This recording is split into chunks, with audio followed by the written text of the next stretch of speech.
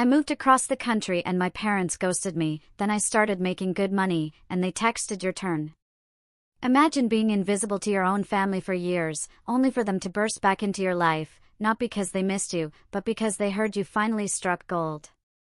They came demanding money, and when I refused, they escalated their betrayal to a level so low, so utterly unimaginable, it redefined every boundary I thought I had. So, yeah, I cut my family off years ago. A lifetime of being ignored, of feeling like a ghost in my own home, it finally just broke me. And then, out of nowhere, years later, they showed up on my doorstep like I owed them something. I remember it so clearly. It was last August. I was 32, standing right there in my parents' living room, nursing this fancy, $14 craft drink that nobody, not a single soul, cared about. The TV was blaring some Tigers game at max volume. Classic dad, wouldn't admit his hearing was shot. And over in the corner?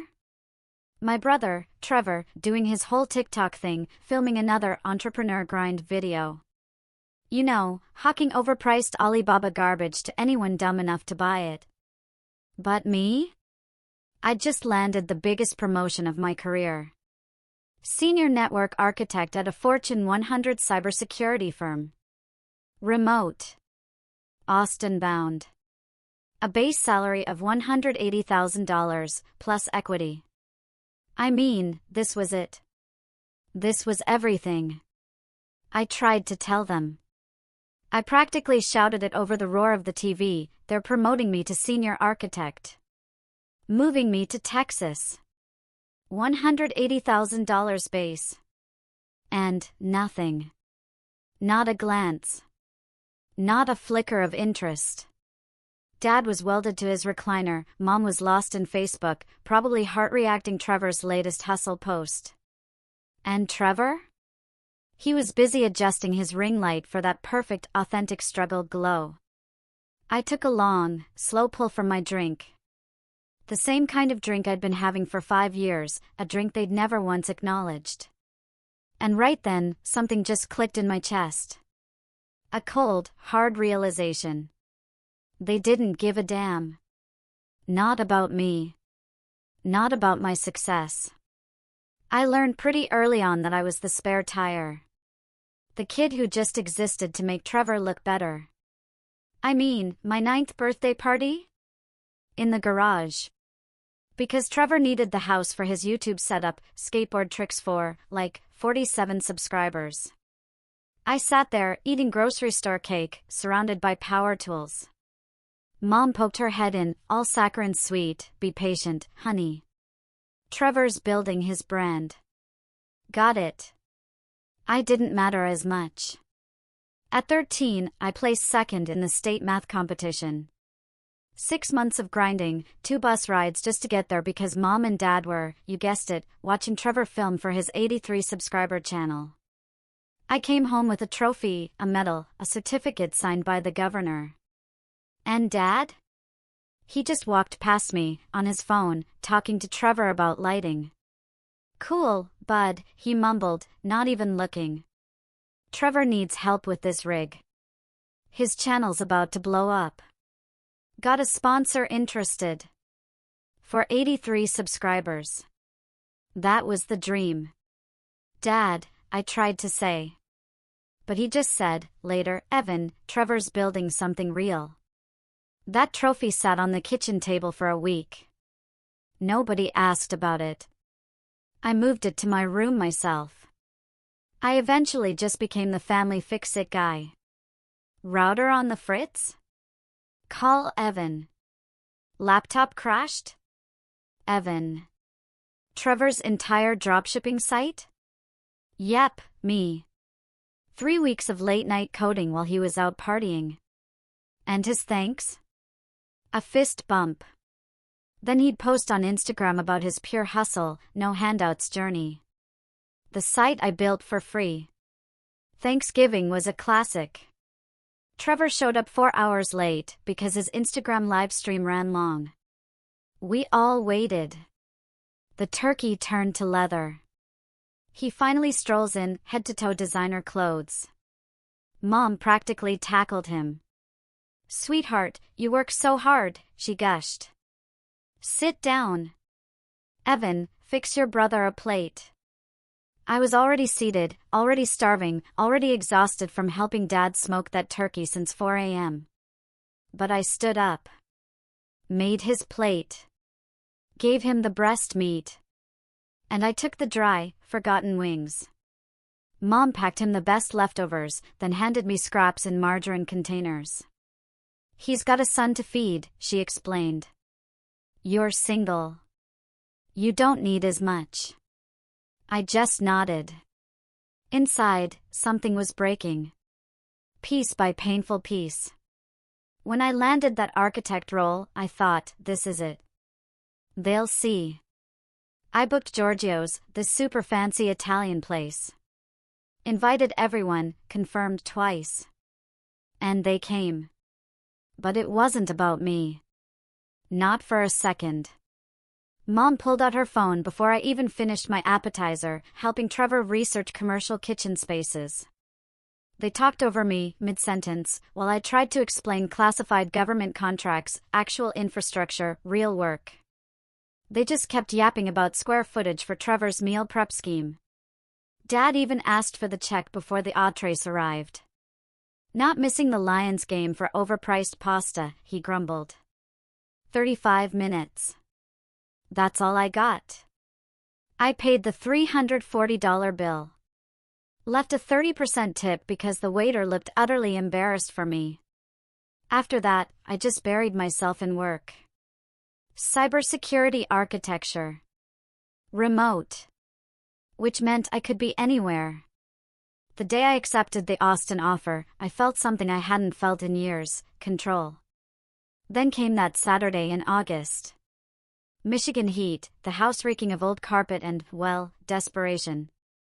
Mom chasing Trevor's kid while Trevor filmed yet another TikTok. Dad half watching baseball. I opened my drink, took a breath, and said it, clearly, loudly, they promoted me to senior architect. Moving to Austin. $180,000 base plus equity. The TV announcer screamed about a strikeout. Nobody looked up. I just stood there, condensation dripping onto my hand. And for the first time, I didn't feel hurt. I felt clear. I realized I could just leave. And this house? It would sound exactly the same. That felt like a green light. 5 weeks later, my entire life was packed into a 16-footer. Turns out, you don't accumulate much when you're invisible. The night before I left, I dropped a message in the family group chat, leaving tomorrow morning. New job starts Monday. Austin bound. Red receipts showed they'd all seen it. Mom, Dad, Trevor. By morning, nothing. Not a word. I pulled out at 5:15 a.m., loaded the truck myself. Dad's back was acting up. Mom had errands. Trevor didn't even acknowledge my text about the furniture I was leaving behind. Halfway through Tennessee, Mom's text came through. We need you home this weekend. Trevor's moving inventory to a new warehouse. Heavy lifting. Like I'd just driven to Home Depot, not moved 1,200 miles away. I deleted it. Blocked the family group chat. And just kept driving. My new apartment was downtown Austin. 23rd floor. Floor-to-ceiling windows. 2 bedrooms. Central air that didn't sound like a dying helicopter. $2,100 a month. And it was mine. That first night, I sat on the floor, eating pizza from the box, watching the city lights flicker on. Nobody called asking for the router password. Nobody texted needing help moving furniture. Silence. It had never sounded so good. The next few months, my life finally fell into a rhythm. Morning runs along Lady Bird Lake. Work from home with colleagues who actually valued competence, not family obligation. My team protected networks handling billions in assets, hospitals, power grids, banking systems. Actual important work. Then, I found Zuko. Massive Belgian Malinois mix. 95 pounds of muscle and loyalty, shaking in a shelter kennel. The volunteer said he'd been returned 3 times. Too intense. Too protective. Too much dog. I knew that feeling. Took him home that afternoon. That's how I met Marissa. Dog park, Wednesday evening. Her Doberman, Zeus, and Zuko started playing. That rough, growling, totally friendly but looks violent kind of play. Your dog's a beast, she laughed. Athletic, confident, zero makeup. The kind of woman who knew her worth and didn't negotiate it. She ran operations for a startup, logistics, supply chain, the unglamorous stuff that actually makes companies function. We started meeting up after work. The dogs became inseparable. Slowly, so did we. With Marissa, I could talk about work without feeling like I was bragging. She listened. Retained information. Asked follow-up questions days later. How'd that penetration test go? She'd text on random Thursdays. She remembered. Holy heck. Then the ghosts found my address. Sunday morning text, family barbecue Saturday. Dad's turning 62. Show up early to set up tables and chairs. No question mark. No, we miss you. Just expectation. I showed Marissa. You gonna go? She asked. Heck no. Good. They don't deserve your time. The next day, the chat exploded. Missed calls. Guilt texts. Even Trevor, Dad's upset you bailed. Not cool, man. This from the guy who missed my college graduation for a pop-up shop that made $200. 3 years burned past. More promotions. I hit $210,000. New friends who actually gave a damn. My apartment became a home. Zuko claimed his spot on the couch. Marissa's running shoes lived by my door. I truly thought the past had finally stopped looking for me. Then my cousin Tanner crashed on my couch for 2 nights. Last morning, light hitting my place perfectly, exposed brick, leather furniture, mounted TV, a weight setup. Zuko sprawled on his dog bed. Tanner pulled out his phone. Dude, this setup is sick. Can I post it? Go ahead, I said, barely looking up. He snapped the photo, added a caption, at my cousin Evan's spot in Austin. Man built something worth respecting. Posted it to Instagram. I didn't realize that single post, 412 likes in 3 hours, would blow up every boundary I'd built. By next morning, my phone was drowning in notifications from relatives I hadn't heard from in years. People asking what I was making now. Others wanting to know if I bought or rented. That furniture looks expensive. Cousins I barely knew commenting with fire emojis. Then Mom commented, so proud of our Evan. Always knew he'd succeed. We raised him to be independent and driven. Our word. It tasted like gasoline. Where was our during the math competition? The promotion dinner? The move? Our showed up when there was something to photograph. First text came Thursday night, 11:47 p.m. Evan, honey, we've been so worried about you. Can we talk? Mom. 3 years of near silence, and suddenly she was worried. Tanner's post had been live for 72 hours, had 500 plus likes by now. In my family's world, that was viral. Before I could respond, a second text, Trevor showed me photos of your apartment. Very impressive. You must be doing extremely well financially. There it was. The real conversation. By morning, 6 missed calls from Mom, 3 from Dad, 2 from Trevor. Dad's voicemail was literally 8 seconds, call your mother back. Family business. I didn't call back until Saturday afternoon. Let them stew. When Mom answered, her voice had that forced cheerfulness. "Oh, sweetheart, finally. We were thinking about visiting." "No," I said, simply. Silence. She wasn't expecting that. "Excuse me?" I said no. "You're not visiting. I moved 1,200 miles away for a reason. You want to talk? We can do it over the phone." "Evan, we're your family. The family that ignored me for 3 years until Tanner posted my apartment online. So, no, you're not coming to Austin." "We already booked the flights," she said, her voice going cold. "Saturday morning, all 4 of us." My jaw clenched. "Then cancel them. I'm not hosting you." "It's non-refundable," she said, like that was my problem. "We'll be there at 11. We can talk then." "Mom, I'm telling you right now," the line went dead. I stared at my phone, a slow, cold rage building. She'd booked flights without asking, and now she was acting like my refusal didn't matter. Marissa looked up from her laptop. "What happened?" "They booked flights to Austin. I told them not to come." She hung up on me.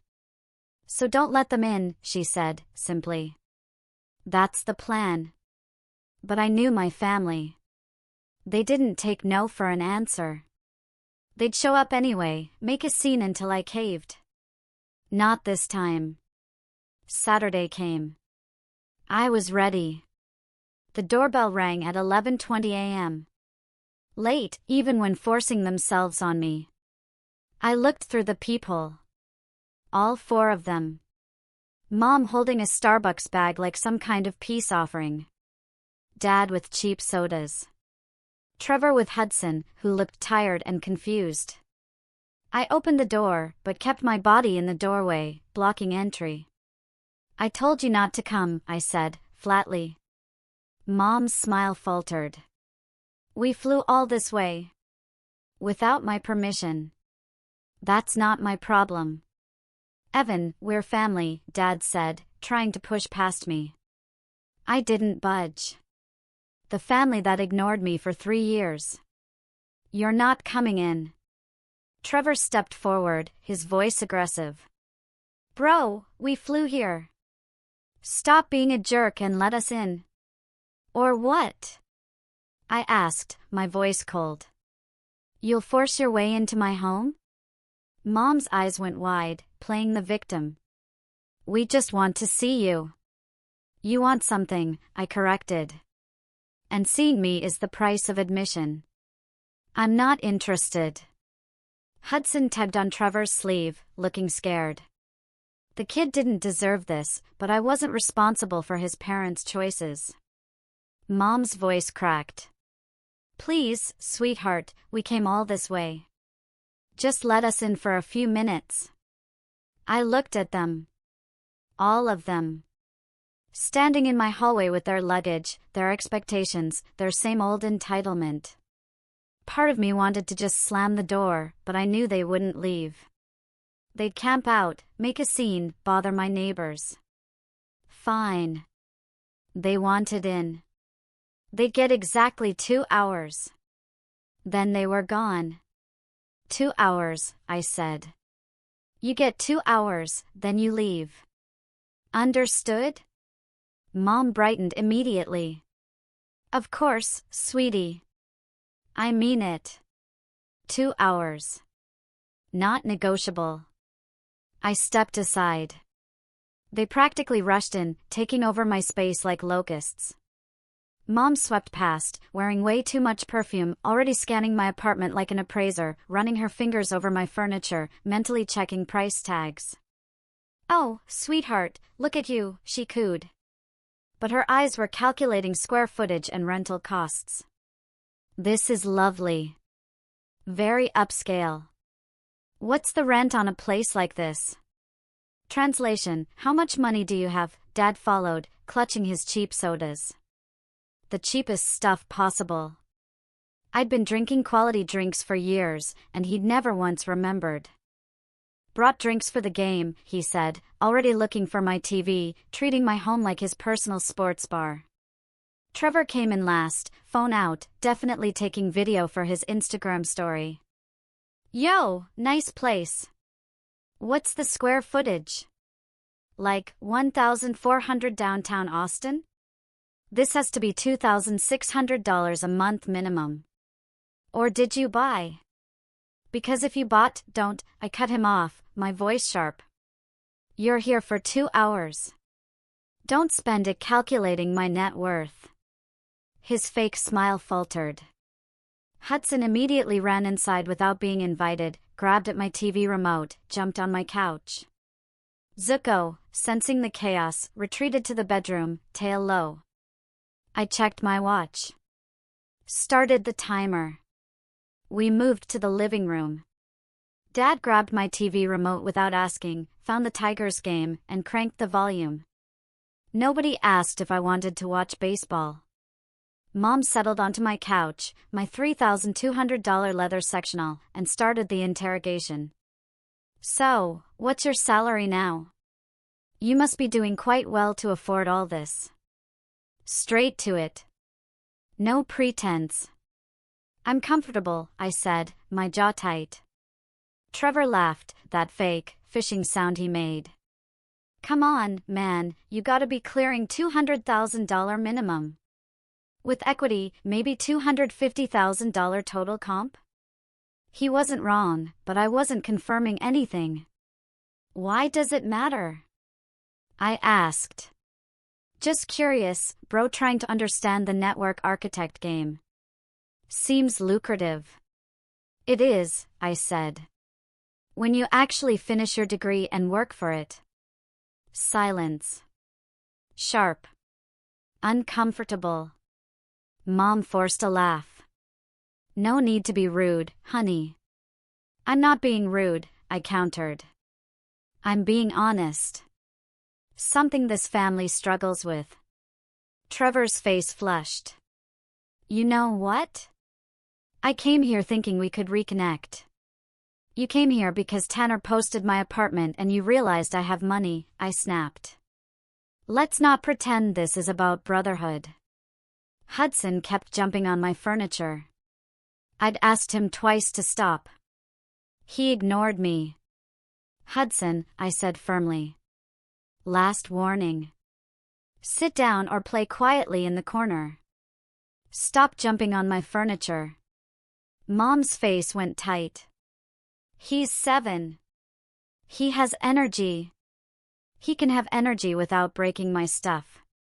Don't talk that way around my son. Trevor snapped. Then control your son in my home. I shot back. The tension was thick enough to cut with a knife. Mom looked offended that I wasn't playing the accommodating host. Dad kept his eyes on the TV like a coward.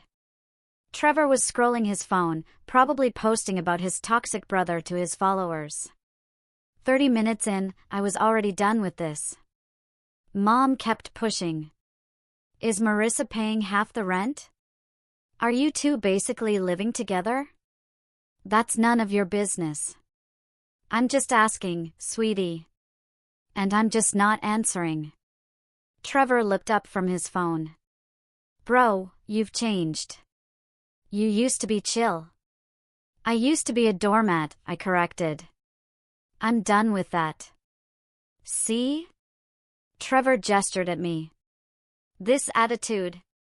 This is what I'm talking about. You're acting like we're strangers. We're strangers, I said, voice low. You haven't texted me in 3 years. Don't know where I work. Don't know who I date. Don't know anything about my life. That's the definition of strangers. Mom flinched. That's not fair. It's accurate, I interrupted. You want to know what's not fair? Flying here uninvited after I explicitly told you not to come. That's not fair. Dad finally spoke, still facing the TV. We're your parents. We can visit our son. Not without permission. You can't. An hour in, the real conversation started. Mom shifted forward on the couch, hands folded. Her practiced expression. Your father and I have been thinking about your brother's situation. Stop, I said. Whatever this is. No. You haven't even heard. Don't need to. The answer's no. Trevor set his phone down. Bro, just listen. I said no. I'm not funding your next failure. I'm not bailing out mom and dad's terrible decisions. I'm not your emergency fund. Mom's eyes widened. How dare you? How dare I what? I challenged. Have boundaries? Refuse to enable your golden child? Actually expect to be treated like family instead of a checkbook? We raised you. No, I cut her off, my voice cold. You raised Trevor. I raised myself. Big difference. Trevor stood up, angry now. You're really going to sit there acting like you had it so hard? You got everything. Name one thing, I challenged.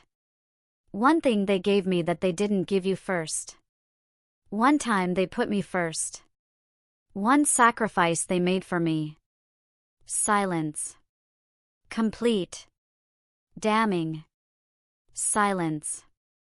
That's what I thought, I said. I checked my watch. Hour and 40 minutes. 20 minutes left. But I was done. Time's up, I said, standing. You need to leave. Evan, we haven't, Mom started. I don't care. You came here uninvited. I gave you 2 hours out of courtesy. Now you're leaving. We flew all this way. Your choice. Your problem, not mine. I walked to the door, opened it. Out. Trevor grabbed Hudson, his face red with rage and humiliation. You're really going to do this? I really am. Doors open. Use it. Mom stood up, tears starting, that practiced emotional manipulation. After everything we've done for you. Like what? I asked. Specifically. Name one thing. One sacrifice. She couldn't. Just stood there, mouth opening and closing. That's what I thought, I said. Leave. Dad finally stood, grabbing his jacket. You've become cruel. No, I said. I became honest. And you can't handle it. Trevor lingered at the door. We came here to ask for your help. I know, I said. That's why you came. That's the only reason you came. And that's exactly why the answer is no. Trevor's in trouble, Mom blurted out. Real trouble. He owes money. Not my problem, I said, simply. He's an adult. He made choices. He can face consequences. He could lose everything. Good, I said. Maybe he'll learn something. Trevor's face went pale. You're really going to let me fail? I'm going to let you experience reality, I corrected. Something Mom and Dad never did. Consider it a gift. This is messed up. No, I cut him off. What's messed up is showing up uninvited, treating my home like an ATM, and expecting me to fund your delusions. What's messed up is 3 years of silence followed by demands for money. What's messed up is using a 7-year-old as emotional leverage. Hudson was crying now, confused and scared. Trevor, I said, my voice dropping. Take your son and leave. Don't contact me again unless you're ready to actually apologize. Not the kind where you're sorry I'm upset. The kind where you're sorry for what you did. He grabbed Hudson and walked out. Mom tried one more time. Evan, please. Out, I said. Now. She looked at Dad. He shook his head, already halfway to the elevator. They left. I closed the door, locked it, and leaned against it. Zuko came out from the bedroom, tail wagging, clearly relieved. My phone buzzed. Marissa. How'd it go? I typed back, exactly how I planned. Gave them 2 hours. Kicked them out when they asked for money. Her reply, proud of you. Want company tonight? I smiled. Yeah, bring Zeus. Dogs can celebrate, too. I looked around my apartment. Mine. Actually, mine. No guilt, no obligation, no performance. Just boundaries. And I'd never felt better. I thought kicking them out would be the end of it. Thought they'd fly back to Michigan, lick their wounds, maybe learn something. I was wrong. Sunday morning, 9:47 a.m. The doorbell rang again. Through the peephole. All 3 of them again. Same desperate expressions. Hudson looking exhausted. I didn't open the door. Evan. Mom's voice, muffled through the door. We know you're in there. We need to talk. I stayed silent. Waited. Evan, please. We flew all this way. We're staying in Austin until we work this out. My blood went cold. Staying in Austin? Open the door. Dad's voice, gruff, demanding. I pulled out my phone, texted, you need to leave. I told you yesterday. Not interested in whatever you're selling. Mom's phone buzzed. I watched through the peephole as she read it. We're not leaving until you hear us out, she called through the door. Trevor banged on it. Bro, stop being a coward. Open the door. I called building security instead. Yeah, I've got people harassing me in my hallway. They won't leave. Can you send someone up? 5 minutes later, a security guard arrived. Professional guy who'd seen this before. Folks, you need to leave. Resident doesn't want you here. We're his family. Doesn't matter. This is private property. If you don't leave voluntarily, I'm calling the police. They left. Finally. But Mom texted. We're not giving up. We're staying at a hotel near the Domain. We'll be back. I blocked the number. Found another text from a different number an hour later. This is your mother. Don't block me. We need to talk about this like adults. Blocked that one, too. Then emails started, then Facebook messages. Then LinkedIn attempts. Trevor tried reaching me through Tanner, through old high school friends on social media, even through my company's main line, claiming it was a family emergency. HR called me Tuesday afternoon. Evan, we had someone call claiming to be your brother. Said there was a family emergency and he needed to reach you urgently. There's no emergency, I said. He's harassing me for money. If he calls again, don't transfer it. Understood. Just wanted to verify. Day 5. I took Zuko for his evening walk. Same route we always took. Around the block, through the small park, back home. I didn't see them waiting until it was too late. Trevor stepped out from behind a parked van. Dad right behind him. Before I could react, Dad grabbed Zuko's leash and yanked it out of my hands. Trevor shoved me backward. Dad. The man who'd barely raised his voice my entire childhood. Now he was wild-eyed. Desperate. Desperation does ugly things to people. What the? Shut up! Trevor's voice was different now. Ugly. Desperate. You want to play games? Fine. We'll play games. Dad was already walking away with my dog. Zuko was pulling back, confused, whimpering.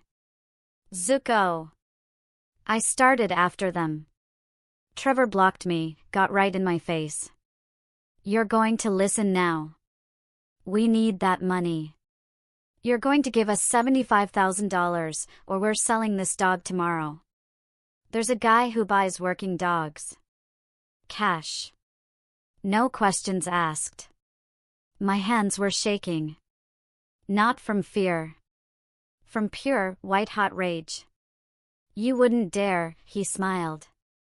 Actually smiled. You've got 48 hours. Bring the money, or the dog's gone. And don't bother calling the cops. By the time they do anything, Zuko will be in another state with no papers. You'll never see him again. They drove off.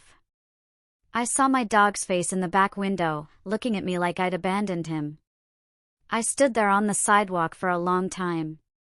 Then I went home and called my lawyer. I explained everything, my voice steady, my mind already working. They took my dog, threatened to sell him if I don't pay. That's theft and extortion. We need to call the police, my lawyer said. I already called 911, gave them the hotel name and Trevor's plate number, but I held off on the full complaint until we confirmed they're still there. If I push too hard now, they run and the dog's gone. Smart. What else? How much debt are my parents in? The house? Everything. Silence. I can run a search. Public records. Give me a few hours. I waited. The results came back at 11 p.m. Mom and Dad's second mortgage, $85,000 at 9.5% interest. Already 2 months behind. Foreclosure proceedings would start at 90 days. Their house was worth $240,000. Total debt, $195,000. Equity, $45,000, shrinking daily with fees and penalties. Trevor's business debts, $68,000 across 6 creditors. Personal guarantees on everything. Mom and Dad had put their house up as collateral on $30,000 of his supplier debt. They were 60 days from losing everything. And they just made the biggest mistake of their lives. Trevor texted the next morning. Clock's ticking. 36 hours. Don't test me. I didn't respond. Instead, I called my lawyer again.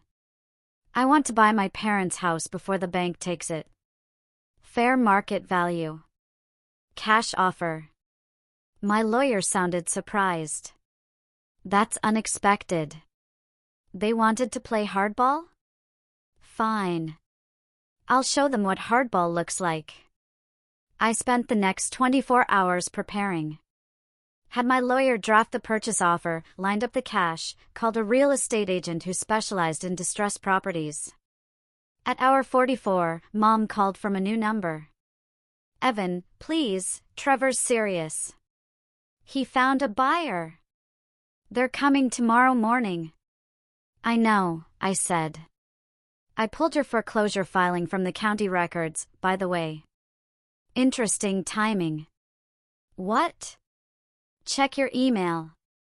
I just sent you a purchase offer for the house. $240,000. Cash.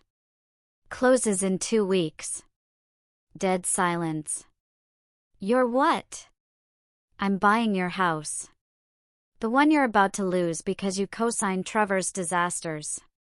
Fair market value. More than the bank will give you at auction. Evan, we don't want to sell. You don't have a choice. You're 2 months behind. The bank's going to take it anyway. I'm offering you a way out that doesn't destroy your credit completely. I paused. But here's the thing. That offer expires in 72 hours.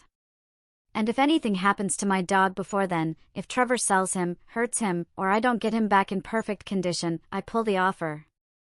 Let the bank have everything. Watch you lose the house you lived in for 32 years over your golden child's stupidity. You can't. I can, and I will. You wanted to play games with my dog? Fine. Now I'm playing games with your house. Your move. I hung up. Less than an hour later, my doorbell rang. I opened it to find Dad standing there. Alone. Zuko on a leash beside him. Zuko was home. That was non-negotiable. Dad looked broken. Couldn't meet my eyes. Just handed me the leash and walked away without saying a word. Zuko jumped on me, tail wagging, licking my face. I held him for a long time. Then I went inside and forwarded the purchase agreement to my lawyer. They'll sign, I said. Make sure it's airtight. Because here's what they didn't understand, I wasn't buying their house to save them. I was buying it so they couldn't keep using it against me. The purchase went through exactly as planned. Mom and Dad tried to negotiate, tried to add conditions, wanted to stay as renters at below market rates, wanted me to forgive the debt, wanted me to be reasonable. I wasn't interested in reasonable. Fair market rent is $1,900, I told my lawyer. That's the number. They can pay it or they can leave. Their choice. They're claiming financial hardship, asking for $800. Then they can find somewhere else to live for $800. Not my property. They signed. Had no choice. The bank was already circling. The day the sale closed, I got a text from Trevor. You think you won something? You just bought yourself a landlord headache. Have fun dealing with Mom and Dad as tenants. I smiled at that. Because he didn't know the rest of the plan. 2 weeks after closing, I served my parents with a formal notice. Month-to-month tenancy. No lease. Rent due on the 1st, $1,900. Late fee of $100 after the 5th. Eviction proceedings begin after 30 days of non-payment. Mom called, crying. You can't do this to us. We're your parents. You took my dog, I said. Threatened to sell him. Used him as a bargaining chip for money. You think I forgot that? That was Trevor's idea. And you went along with it. Dad grabbed the leash. You knew what was happening. You made your choice. Evan, please. We can't afford $1,900. Your father's only working part-time. I'm doing odd jobs. We're barely surviving. Should have thought about that before you bet everything on Trevor. You're my parents. You're my tenants, I said. Big difference. And if you can't pay, you've got 30 days to figure something out. The first month, they paid. Scraped it together somehow. Second month, they were late. I filed the late fee. Third month, they couldn't make it. Trevor had moved in with them. All 4 of them in that house now, including Hudson. Mom begged for an extension. I gave them 10 days. Then I started eviction proceedings. My lawyer handled everything. Clean, professional, by the book. Meanwhile, Trevor's creditors closed in. Without the house as collateral anymore, it was mine now. They had nothing to secure the debt against. Judgments piled up. Wage garnishment hit whatever he was making at his warehouse job. His BMW got repossessed from my parents' driveway at 6 a.m. on a Tuesday. I watched the repo truck drive away from the property management app on my phone. There's a camera on the front porch now. The eviction notice got served on day 45. Mom showed up at my building that night. Security called me. There's a woman in the lobby. Says she's your mother. She's crying, sir. Tell her I'm not available. She says she'll wait. Then call the police after an hour if she won't leave, I said. I watched the security feed from my laptop. Watched her sit in that lobby for 3 hours, dabbing her eyes, looking at her phone, hoping I'd come down. I didn't. Eventually, she left. Sent me an email that night, "Evan, we made mistakes. Terrible mistakes. We should never have let Trevor take your dog. Should never have threatened you. Should never have put him before you all those years. But please, don't take our home. Don't put us on the street. Your father's health is failing. Hudson needs stability. We're begging you. Please." I read it twice. Then I forwarded it to my lawyer with one word: proceed. The eviction finalized 2 weeks later. The sheriff's department gave them 72 hours to vacate. I didn't go watch. Didn't need to. Property management sent me photos after empty rooms. Some damage to the walls. They'd left trash behind. Took the refrigerator, even though it came with the house. I had it fixed up. New paint, new appliances, professional cleaning. Listed it for rent at $2,100 a month. Had a tenant within a week. Passive income, $2,100 rent, minus $280 property taxes, $150 insurance, $200 management fee. Over $1,400 a month in my pocket, free and clear. Trevor ended up in a motel, then a shelter when the money ran out. Mom and Dad moved into a 1-bedroom apartment on the bad side of town. Rent $750. All 4 of them sharing that space. His Instagram went dark. No more posts about the entrepreneurial grind. No more motivational quotes. No more rented sports cars and designer clothes. Just silence. I should have felt bad. I really should have. But I didn't. Because I'd spent 32 years watching them sacrifice everything for Trevor's dreams while ignoring mine. Watching them threaten to sell my dog like he was nothing, like everything I loved was theirs to leverage. Watching them finally face consequences? That felt like justice.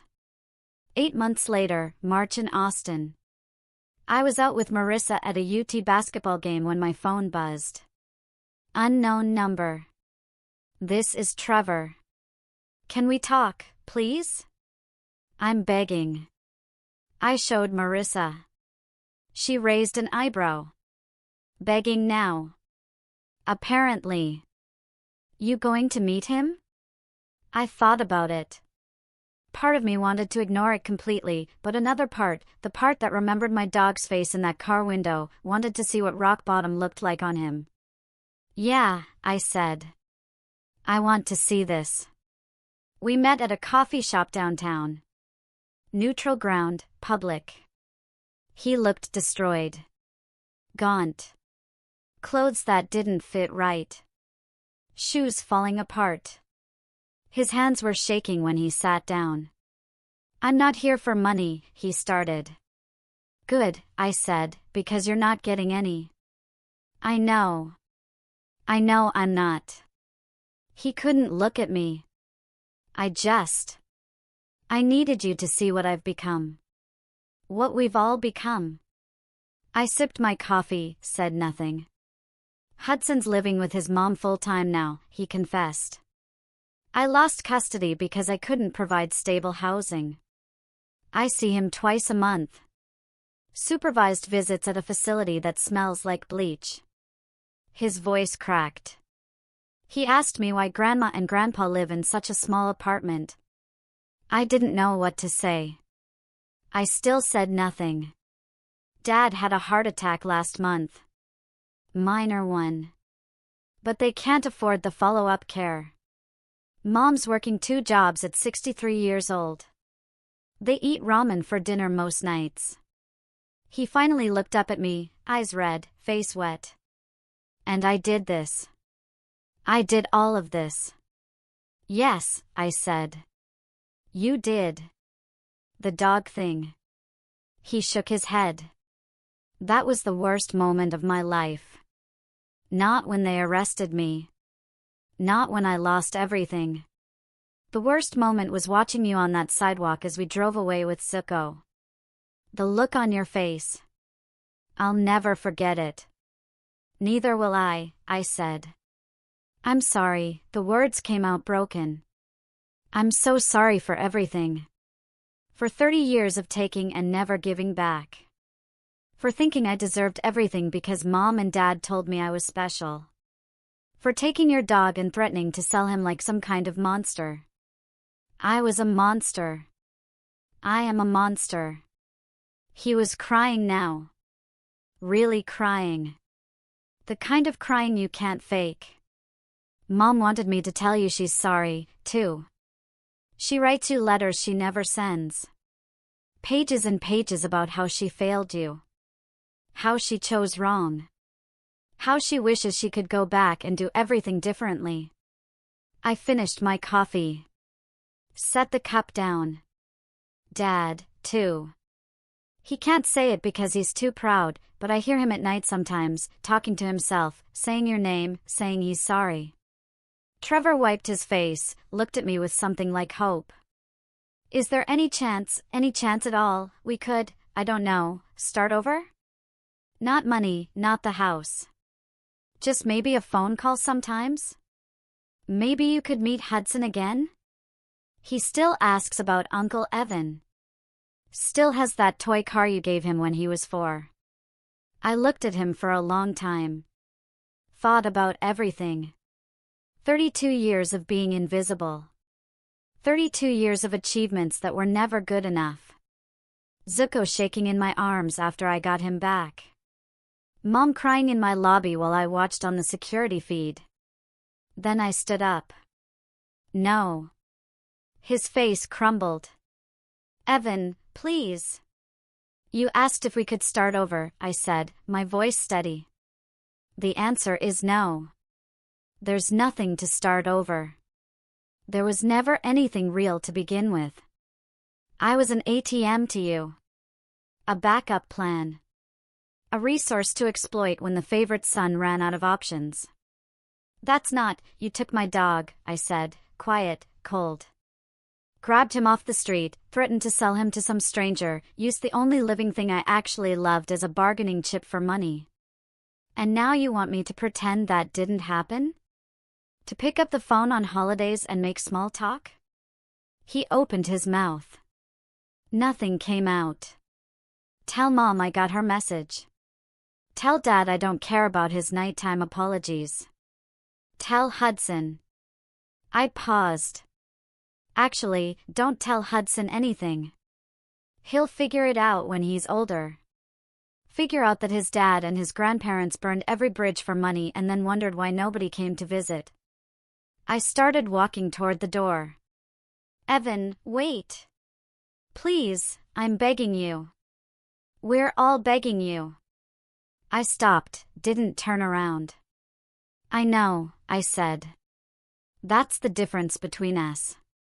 I never begged for anything. I just built something worth having.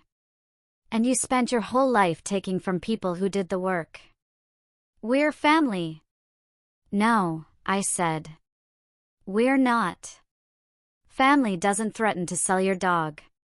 Family doesn't show up demanding money when you haven't spoken in years. Family doesn't mortgage their house for the golden child and then come crying when it all falls apart. I finally turned to look at him. You're strangers who share my DNA. That's all you've ever been. I just didn't realize it until you made it impossible to ignore. I left him there, crying alone in a coffee shop full of people pretending not to watch. When I got back to Marissa, she looked up from her phone. How'd it go? They're still begging. You forgive them? No, I said. I pulled her close. And I never will. She smiled. Good. Later that night, we were at my place, our place now. My phone buzzed 3 more times. Mom, Dad, Trevor again. Different numbers, same desperate messages. Please, we're begging. Just one more chance. I deleted them all without reading past the first line. Zuko jumped up on the couch, laid his massive head on my lap like he knew. Like he remembered that week away from home. I scratched behind his ears, and he made that content sound that meant everything was okay. Outside, Austin glowed. My city. My life. My choice.